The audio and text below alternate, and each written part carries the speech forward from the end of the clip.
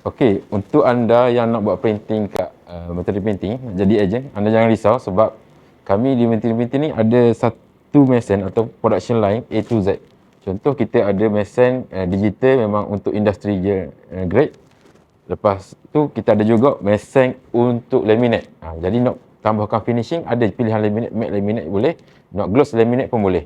Lepas tu cutting. Cutting kita ada yang mesin yang high speed yang boleh siap contoh kalau nak hari ni nak 1000 pieces boleh siap pada hari yang sama. Tapi janji kami boleh siap dalam masa 24 jam dan juga kalau nak cepat boleh request.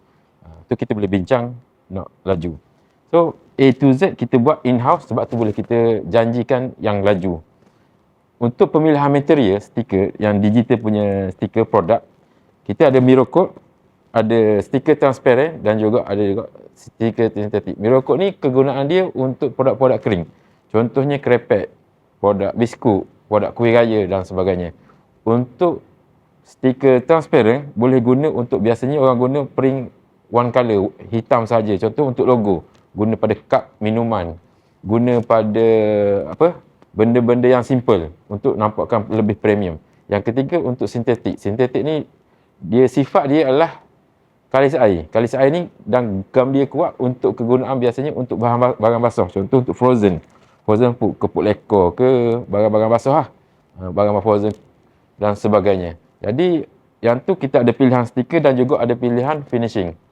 Semua tu boleh siap dalam masa 24 jam dan kita juga menawarkan penghantaran direct kepada customer. Boleh juga nak hantar daripada Materi Printing ni, hantar kepada anda ataupun nak hantar direct kepada customer. Yang bestnya, kalau hantar direct kepada customer, kita tak letak identiti kita. Kita letak identiti anda sebagai ejen. So, customer anda tak tahu anda ni buat outsource kat luar. Yang tu adalah janji kita kalau tu. Okey, beres. Nak tambah pendapatan, kalau tak ada mesin, nak buat juga stiker label, contact Materi Printing.